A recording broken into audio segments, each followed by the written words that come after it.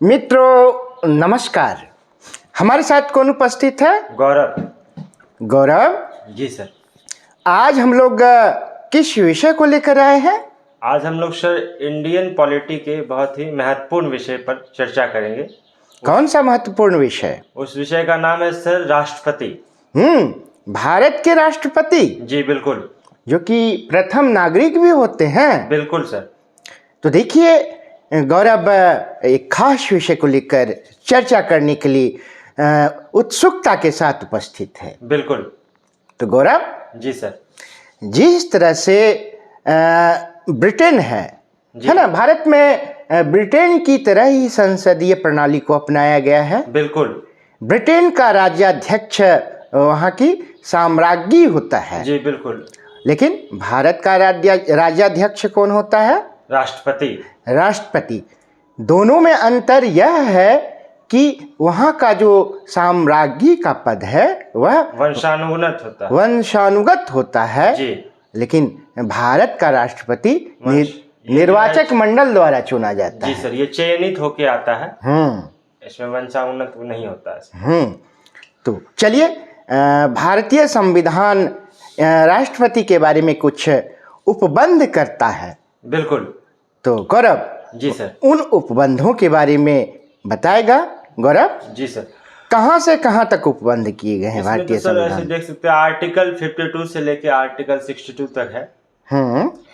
तो सबसे पहले हम लोग आर्टिकल 52 अनुच्छेद 52 पे आते हैं। अनुच्छेद 52 जी क्या कहता है?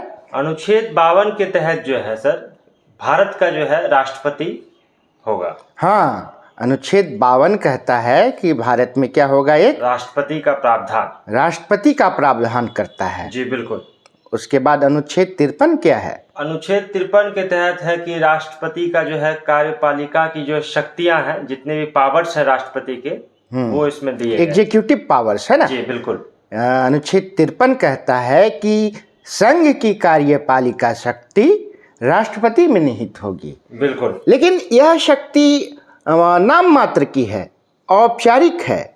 वास्तविक शक्ति जो है किस में निहित है? वो मंत्रिमंडल में निहित। हाँ, वास्तविक शक्ति मंत्रिमंडल में निहित है ना? जी बिल्कुल।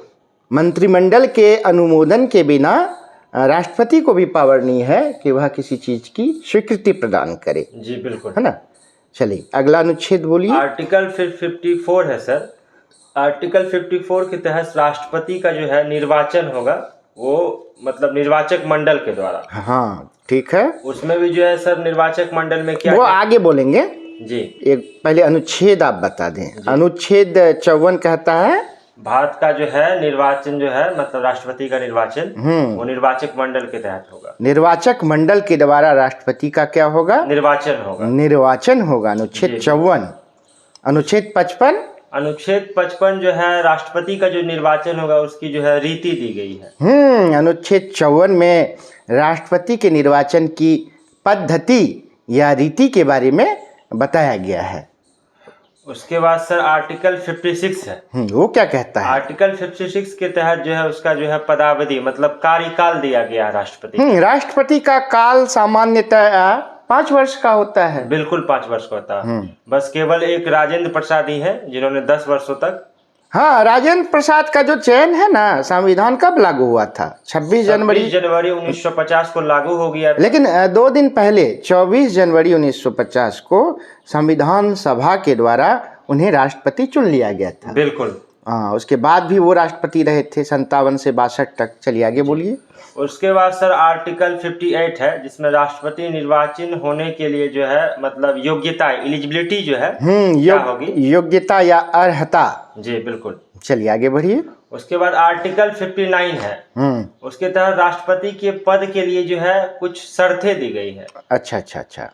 उसके बाद आर्टिकल 60 है सर। उसके तहत राष्ट्रपति द्वारा शपथ या प्रतिज्ञा लेने का जो है एक फॉर्मेट होता है। शपथ या प्रतिज्ञा जो है, मंत्री कोई बनते हैं तो वो भी शपथ लेते हैं। हाँ बिल्कुल। एक निश्चित फॉर्मेट के तहत ही सभी शपथ ग्रहण करते हैं। जी बिल्कुल। उसके बाद है सर आर्टिकल 61, राष्ट्रपति पर महाभियोग चलाने की जो है प्रोसेस दिया गया है, प्रक्रिया है। आर्टिकल 61 बिल्कुल राष्ट्रपति का महाभियोग, जी बिल्कुल राष्ट्रपति पर महाभियोग। जी। उसके बाद है सर आर्टिकल 62 में है, अगर राष्ट्रपति का पद जैसे खाली हो जाएगा, उसको भरने के लिए जो है कितना समय में जो है राष्ट्रपति जो है मतलब आ जाएगा, उसके लिए दिया गया है। अच्छा अच्छा, तो सभी अनुच्छेद हो गए? जी बिल्कुल, अनुच्छेद 52 से लेकर अनुच्छेद 62 तक, हाँ 62 तक है ना, जी।